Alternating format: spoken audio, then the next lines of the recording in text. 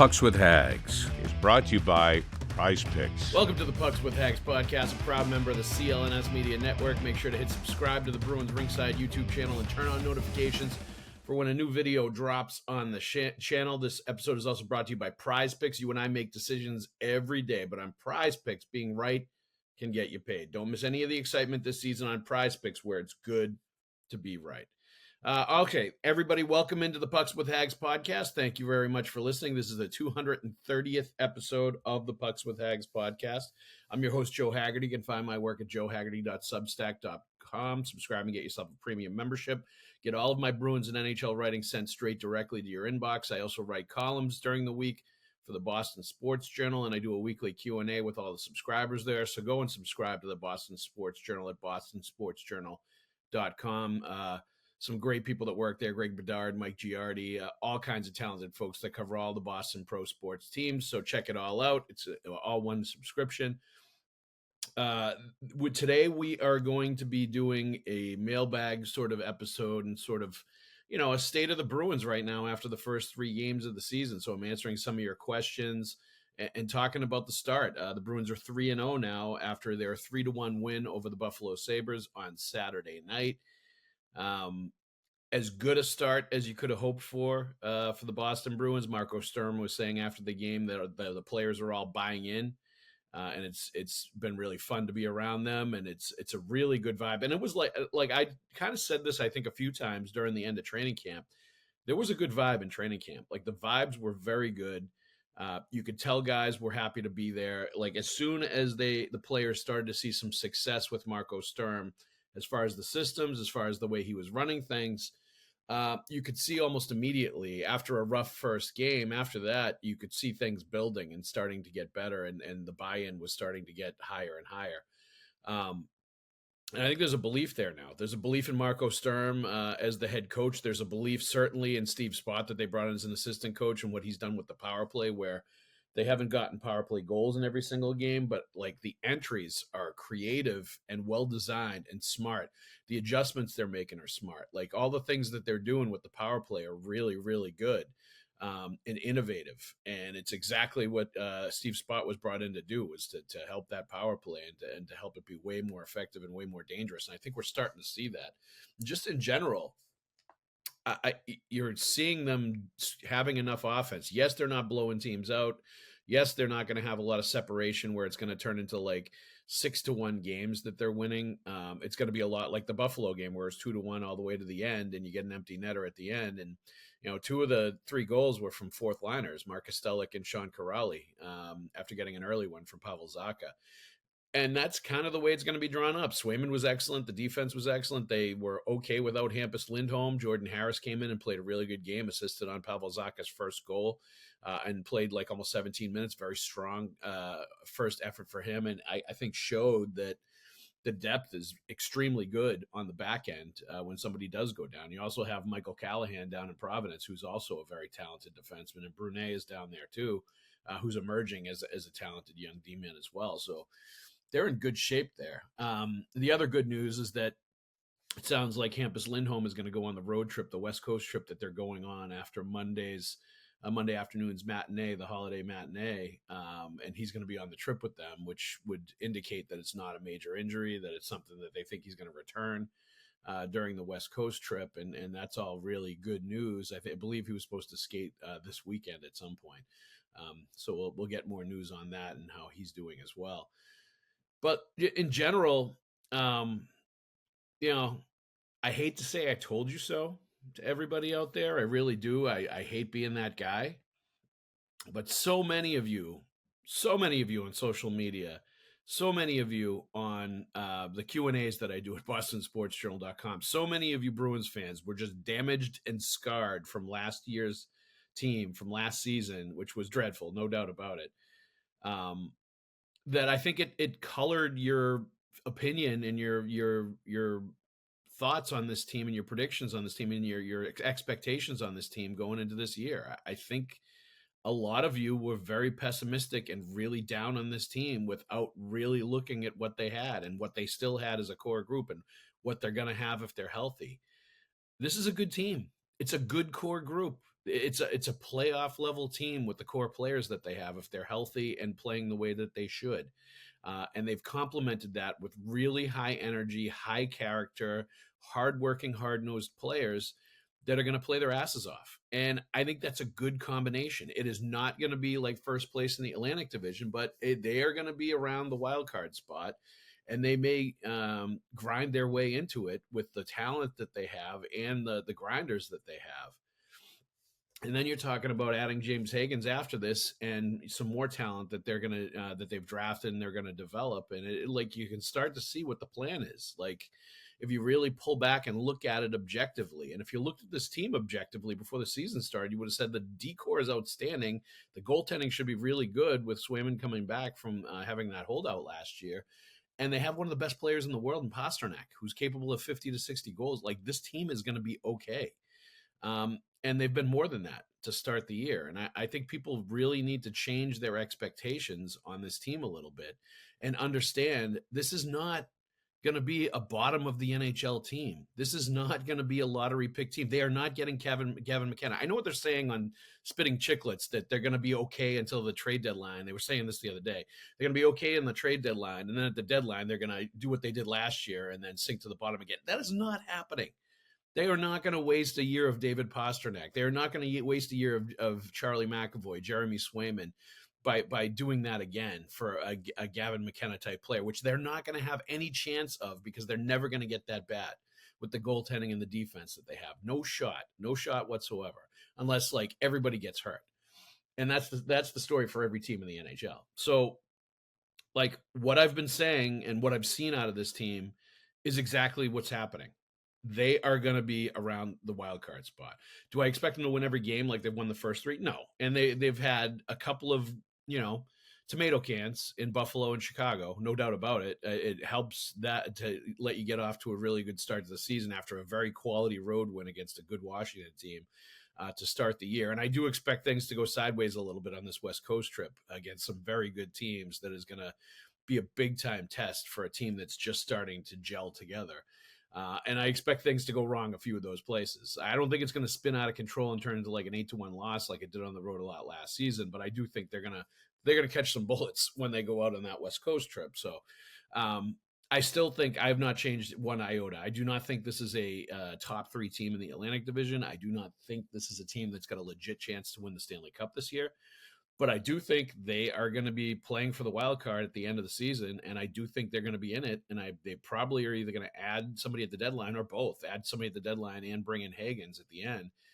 And that could really change the dynamic of this team a little bit if you're talking about that kind of talent. So I think fans, I want to tell you, you're allowed to get excited about this Bruins team. You're allowed to start getting enthused. Like you can start buying tickets. You can start going out and getting jerseys. You can start wearing your hat again. It's okay. Like they're not going to suck this year. And I know a lot of people that pretend they know what they're talking about have been saying that, but like if you're actually there every day and watching this team and seeing what they're doing, you understand the game of hockey, they're not going to be that bad. Like the core is not going to let it get that bad because they're too good.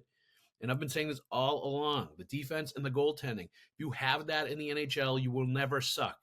You will never sink to the bottom. You will always be like at least middle of the pack or better. If you have those two things, it's why they're so important at the NHL level and really at any level of hockey. If you have those two things, you're going to be in every game and you're not going to suck.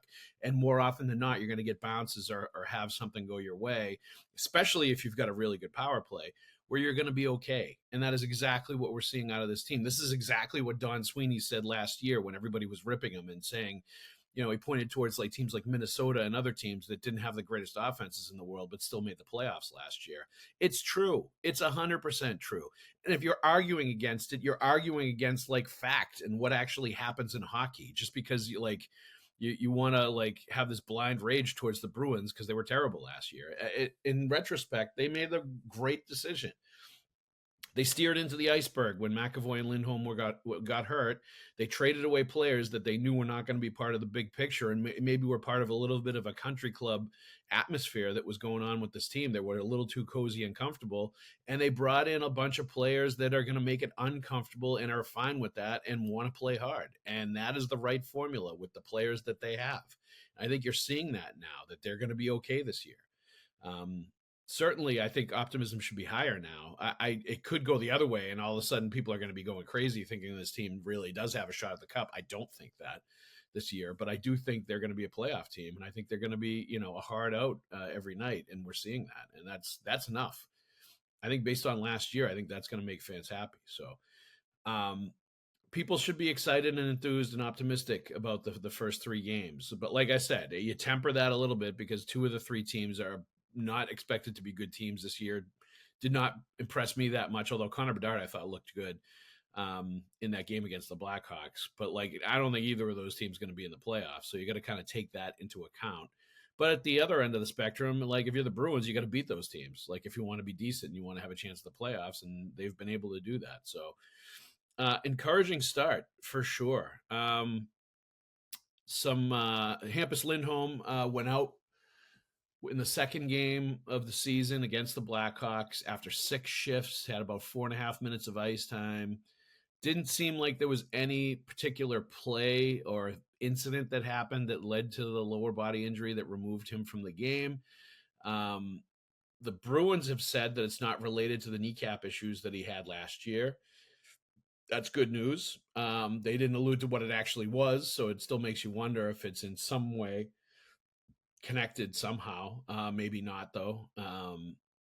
And if they say not, I guess we got to take them at their word. But injuries, teams can always be squirrely about that stuff.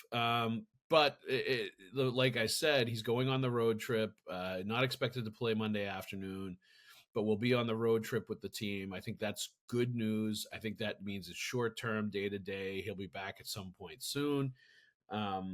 Jordan Harris, I thought, played really well. They have more depth in Providence. I think short-term, as long as this isn't a serious, lingering chronic issue, they're going to be fine. If we start to see him missing time here or there, that's when I would get concerned, because this is a guy you need to be like a workhorse, plays 75 to 80 games, is there every night playing 30 minutes a night. And if he stops being that guy, some of his value is definitely not there, and you start to become compromised on the back end. Now, the flip side of that is I think everybody's been good on defense. Charlie McAvoy, I think, has been very good. Nikita Zadorov, I think, has been outstanding. He is playing much more like what I expected to see last year. Playing around the net, staying at home defensively, less risk to his game, is absolutely punishing opponents when they get the puck in the defensive zone, really discouraging players from getting anywhere close to the net. Taking a penalty every once in a while, but who cares when he's playing like that? He is playing exactly like I think people hoped and wanted him to play last year. And it's a huge factor. It ups their profile tremendously if he can play like that every night. Occasionally he'll have a play where he makes a mistake, he kind of throws it to no man's land, or makes a poor decision in the blink of an eye, in a quick twitch sort of response reflex sort of play where he's reacting to what's going on around him. You see that happen every once in a while, where he makes a poor decision when it's really fast processing and decision making time with the puck, and that's okay. He makes tons of decisions. A guy like that's going to have the puck a lot and is going to be playing a lot of minutes. It's going to happen every once in a while, but I think for the most part, you can't knock the way that he's played as at all. Jokiharju, I think, has been excellent too. Very solid to start the year. Lowry, I think, has been pretty good. I think he's shown a little bit more willingness and a little bit more experience now in the D zone when he's doing making some of the plays that he's trying to make, and knowing what his responsibilities are, and sort of being an all-around defenseman. I think he's getting it a little bit. He's starting to get there, and I think the stuff offensively is going to come. He's gotten lots of chances to make plays. I think him being on the second power play unit is going to be a good thing for him. And I just in general, very impressed with the defensive core. And I think they've played really well to start the year after some early shaky moments in training camp. Swayman, very, very good. Excellent against Buffalo, was really good opening night. Although people said that he stole that game, he did not steal that game. The shots were all for the perimeter, except for the Tom Wilson goal that came from the high slot. Everything else was from the outside. They just played a textbook great defensive game, played with structure, did exactly what Marco Sturm and the coaches wanted them to do. And Swayman was able to see everything. Did he stop everything he saw? Of course. But like, I think it was not one of those games, even though they were outshot, where it was he stole the game. They were outshot because Washington had 5 power plays, and I think the Bruins had like 2. That was a big part of it, and it was because Washington had puck possession, and the Bruins were allowing them to get shots from the outside. So he's been very, very good in the first couple of games, and I think shows that he's very much on track to have a really strong year, which is a great sign too. That's something you absolutely needed if you were the Boston Bruins as well. Now, it's interesting. I heard a lot of people being surprised about Korpisalo getting the home start, the home opener against the Blackhawks. Why are you surprised? Again, did you not listen to what the Bruins and Don Sweeney were saying, where they learned a lesson from last season, where they rode Swayman too much? They didn't play Korpisalo enough in the first half, and that was part of the problem with Swayman, and certainly part of the problem with Korpisalo not playing well in the second half, and him voicing frustration after the year was over that he didn't play enough. Like, they want a situation where those guys are pushing each other. They want a situation where Swayman feels the competition from Korpisalo and knows he needs to go out and perform if he's going to get the net again. And they also feel like they don't have to give Swayman the home start in a situation like that, a back-to-back with travel, especially when they got in at 2 o'clock in the morning. Why would you not give the start to Korpisalo after Swayman played the night before? Like, I know it's the home opener, but I don't think it matters. You do the right thing for the team, and that's exactly what they're doing. And Korpisalo rewarded them by playing so well late in that game and in overtime and making those saves that set up the game winner. Awesome game winner from Fraser Minton, who has also been impressive as a rookie. But like, I think if you're a fan, right, and you really love the Bruins, and like some of you have this weird sort of like just rage quit sort of anger towards towards Cam Neely and Don Sweeney, and want them like gone, and think they're the worst things ever, and they're the reason the Bruins were terrible last year, and like blah blah blah blah. Like, I think it clouds your thinking. Like, listen to what they're saying. What they're saying makes sense. What they're doing makes sense. Like, what they're doing is allowing them to have success right now.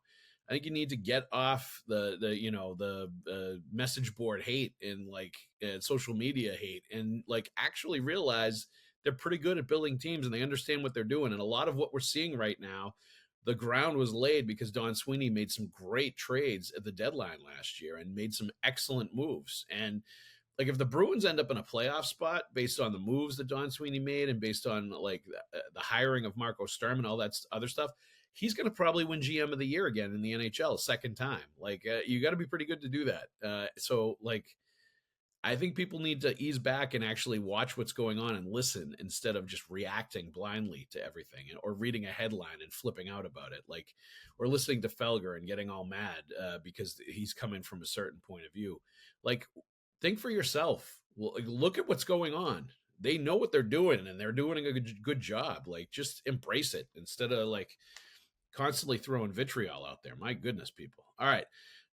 Let's take a break to talk about our sponsors. We love the folks at Prize Picks. Prize Picks is the largest daily fantasy sports platform in North America and the easiest and most exciting way to play daily fantasy sports. Join over 10 million users and get started today. Instead of battling thousands of other players that could be pros or sharks, you simply pick more or less than on 2 to 6 player stat projections, and you watch the winnings roll right in. It's fun and it's super simple. Prize Picks also offers injury reboots. If any of your players leave the game in the first half with an injury and don't return, Prize Picks won't count it as a loss.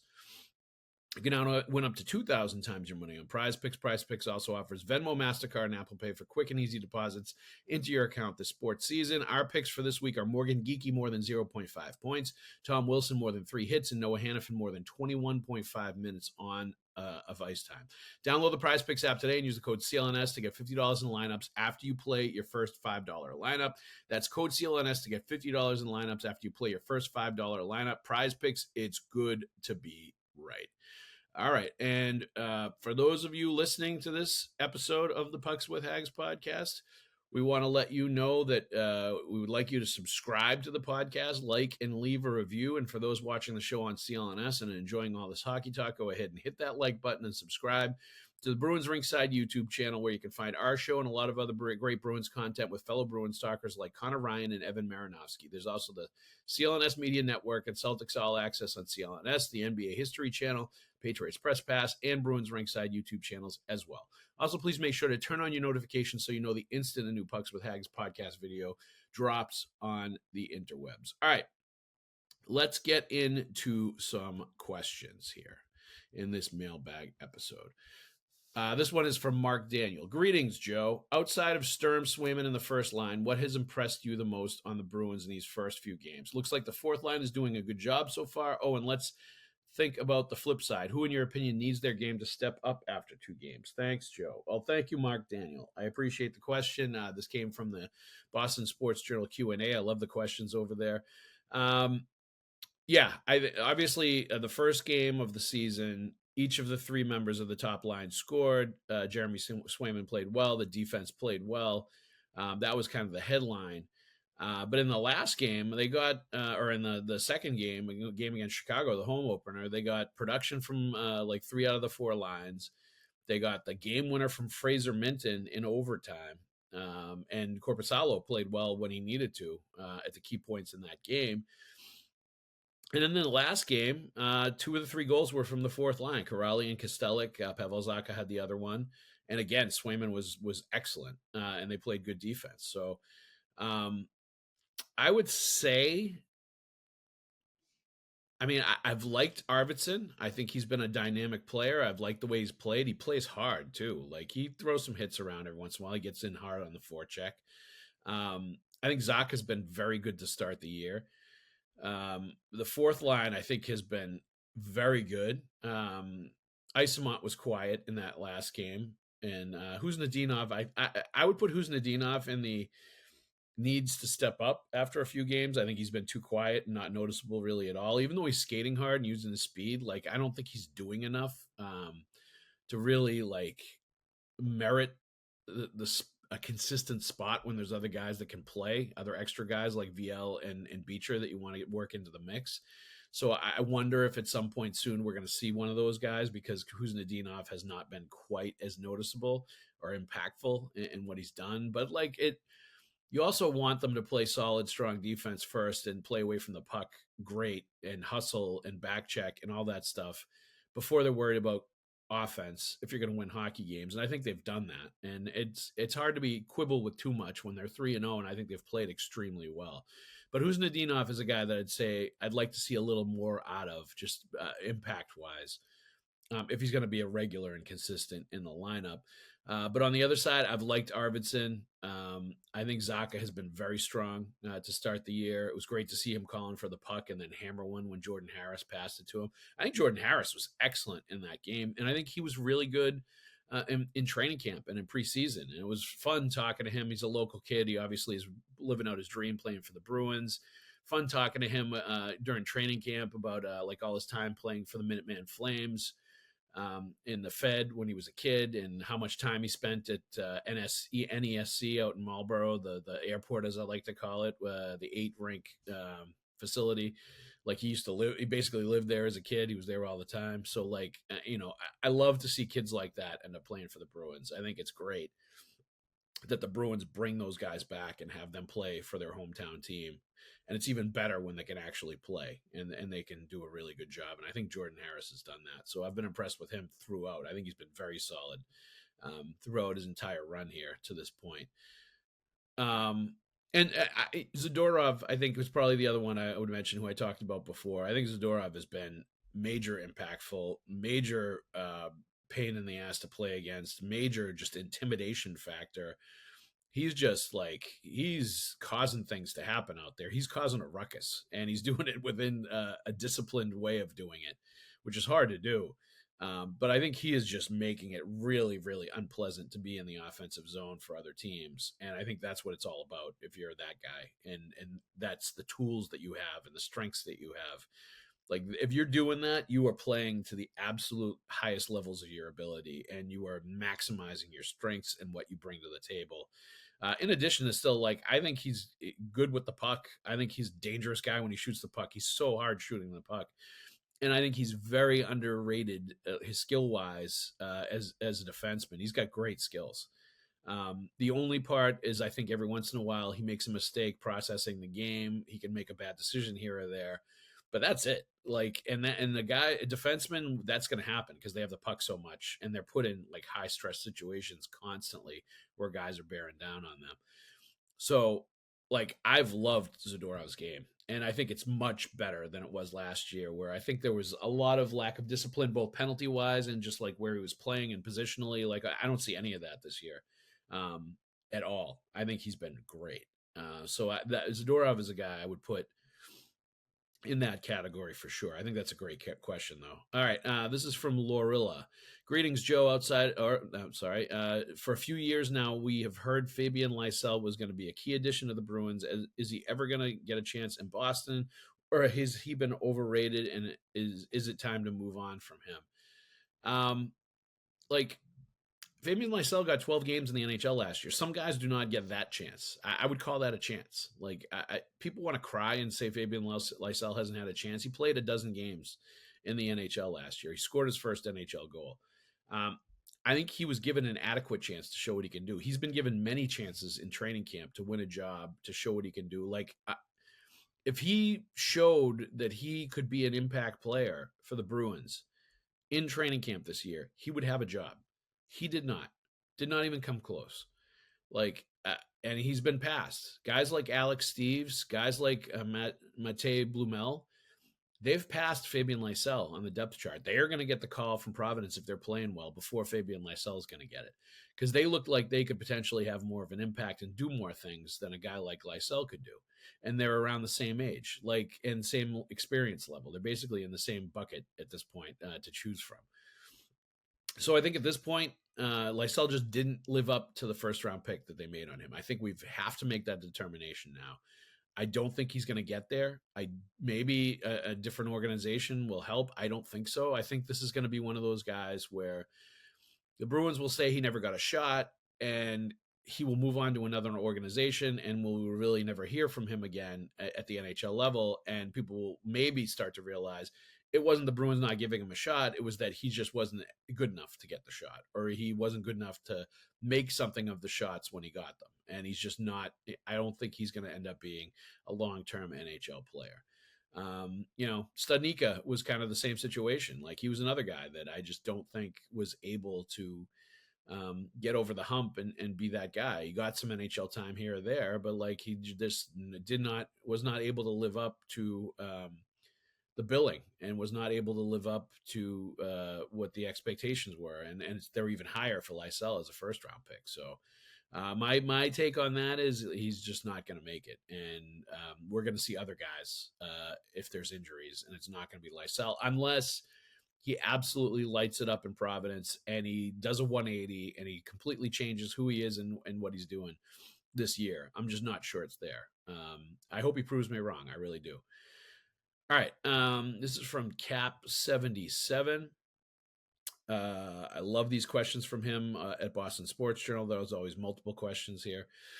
It's very, very early, but given the huge transition on the ice and behind the bench, 3 wins now so far is very encouraging. Korpisalo saved them against the Blackhawks, and great to see a newcomer like Minton notch a game winner. Korpisalo was awesome in overtime. Like, they should have lost in overtime. Chicago really controlled the overtime, puck possession, chances, all that stuff. But the Bruins just made one play. That was it. It was one, lost puck in the Bruins defensive zone that turned into a 2-on-1 going the other way with Geekie and Minton. And the one thing I was impressed with there on that play, like, obviously Minton can shoot the puck. I've seen him do that before. Like, the shot is very good. Him being able to get to the places in the puck where he wants to shoot the puck or can shoot the puck is kind of the issue with him as far as the offense goes and the goal scoring. He's not going to consistently be able to get to those places, I think, because he's so responsible defensively. He's not always going to be in that space and in that place. But I loved that he was taking the puck up the right wing, Minton, on the 2-on-1. He's got Geeky, a 30-goal scorer at the NHL level, on his other side, and he could have forced the pass. He could have completely bowed down to the veteran guy. He could have completely you know, just given him the puck and deferred to him. That's the word I'm looking for. He could have completely deferred to him because he's the established guy, because he's the big money guy, because he scored 30 goals last year. He's a top line player. Like, you see that in hockey all the time, where guys are going to defer to other guys like that that have done a ton and are like one of the best players on the team. Instead, he makes the right play because the defenseman is playing the pass and the goalie is playing the shot. And he thinks about passing to Geeky, but he keeps it and he buries it. And I think that is so much confidence. It's such a smart play. It's the right play to make. And it shows confidence in himself, and it shows confidence in his decision-making, and so impressive for a 21-year-old kid, a rookie. In addition to he's well-spoken, he plays the game the right way. He's very intelligent on the ice with the decisions that he makes. There's a lot to like about that kid. That was a great trade that they made, sending Brandon Carlo to Toronto and getting that player and a first-round pick. And I think he's gonna help them for years to come. I think he's a winning type hockey player. Maybe never going to score 30 goals, maybe be Charlie Coyle levels offensively, and that's as high as he's going to get.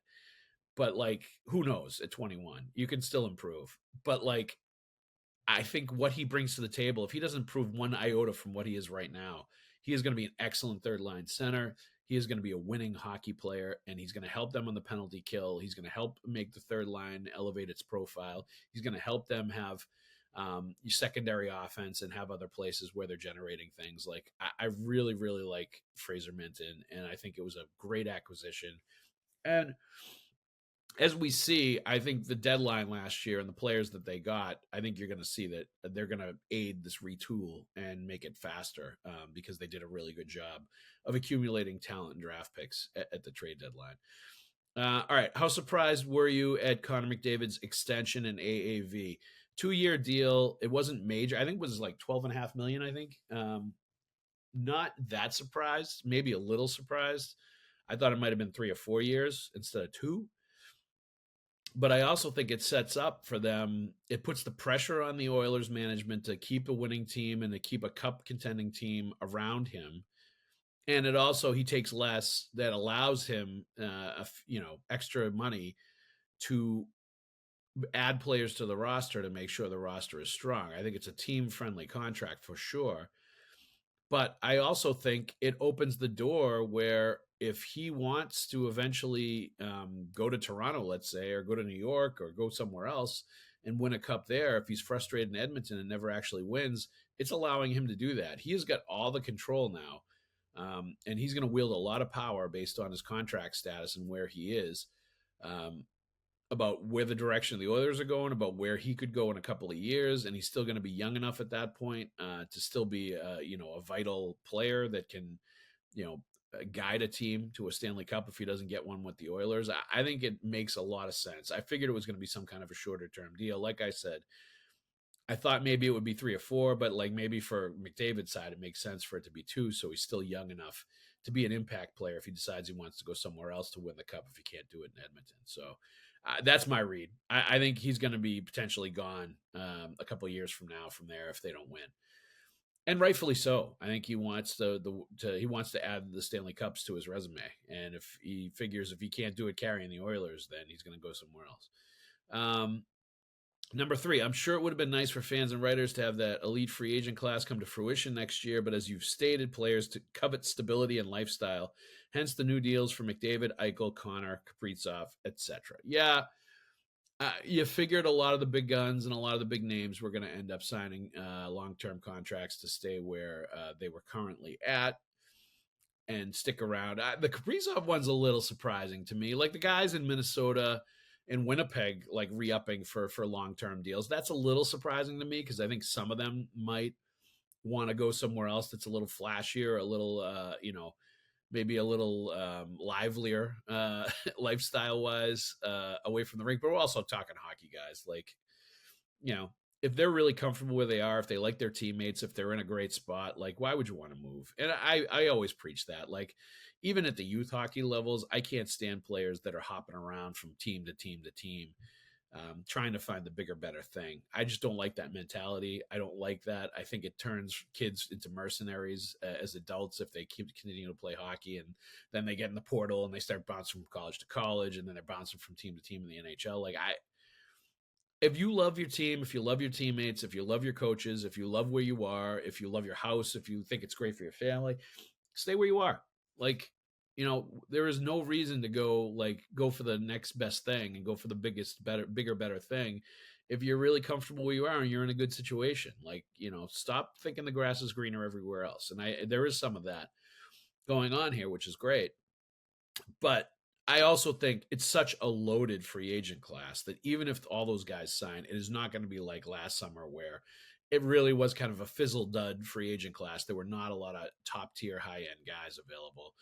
I still think there's going to be a lot of names that are going to be potentially free agents and available at the deadline this year. And then going into free agency as free agents that could sign elsewhere. And Martin Necas is one that I would continue to watch if I were a Boston Bruins fan. But we'll see where it all ends up. But I do think I think it's still going to be a very good free agent class, even though if they've lost the top tier guys. Which non-playoff team from last season will make it this season? Oh, come on, Cap 77. You know my answer here. Boston Bruins. Didn't make the playoffs last year. I think they will make the playoffs this year. I think they're going to be a wild card. Certainly, I think they're going to play, as I've said before, meaningful games in March and April, and they're going to push for it towards the end.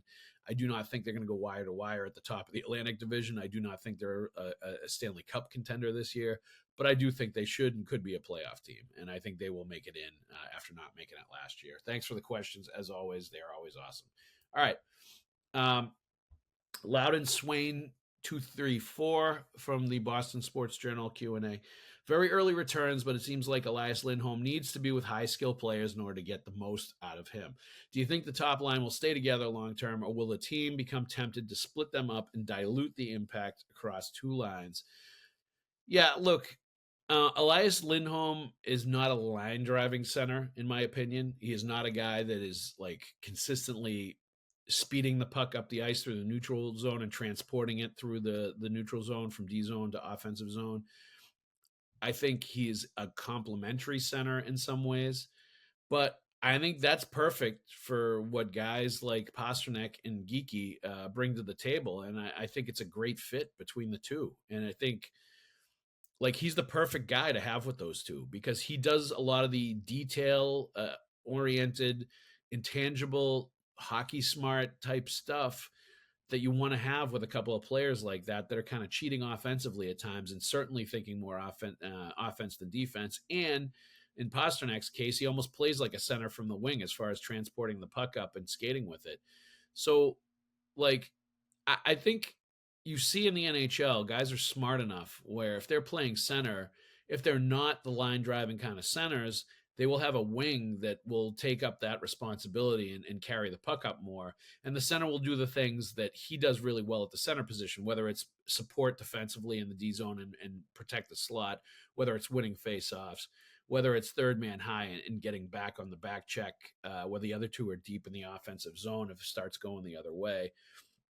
Whether it's getting to the front of the net and screening like Lindholm did in the first game where Pastrnak scored a goal, or just burying stuff from the slot and being that guy as a net front guy. And he scored a goal on the net front too. I think it was on the power play against Chicago. He's a guy that I think does a lot of things really well and does a lot of things at the center position really well. But I think you almost need him. I agree. You need him with a guy like Pastrnak in order to get maximum effectiveness out of him. And I think that's what you're seeing. And I don't think he would be quite as effective if you put him with Arvidsson and Middlestat, or you had Zacha and you had them sort of I think you need Zacha and you need Lindholm on different lines because I think they're kind of similar. Zacha's not a big puck transporting guy either, but is, I think, very good defensively, is pretty good in faceoffs, and same, will shoot from the slot area and get to the net front. They're kind of similar guys where they're not premier centers, they're not premium centers like you would think some other players are. But then again, like, was Patrice Bergeron a huge puck transporter through the neutral zone? Was he the fastest guy with the puck either? No, he wasn't. Like, he did a lot of the things well that these other guys do, and it's the reason they play center. And let the wings be the guys that are cheating offensively and just thinking offense and going up and down the ice in their lanes, and let the center be the guy that's a little bit more of a third defenseman. Will support the other guys and play off of them really well.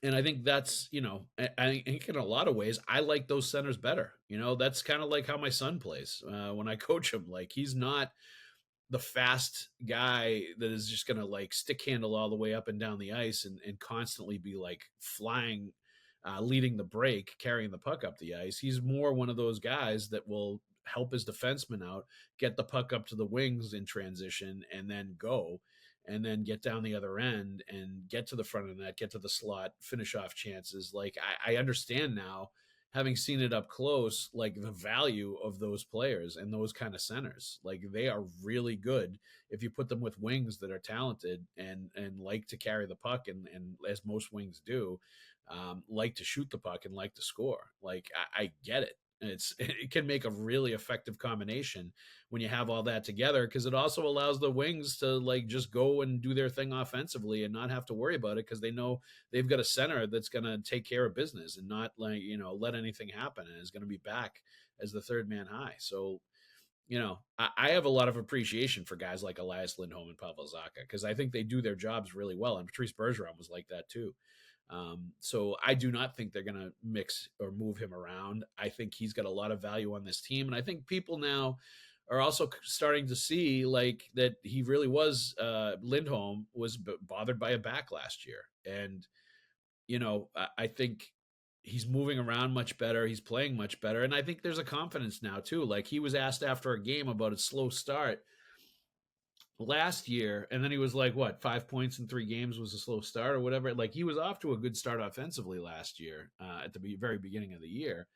And I think the fact that he said that I liked, because it told me that he's feeling it a little bit, that he's feeling confident again, that he's like, feeling sure of himself and is ready to like come back when, if somebody tries to paint things a certain way, that's not actually how it happened.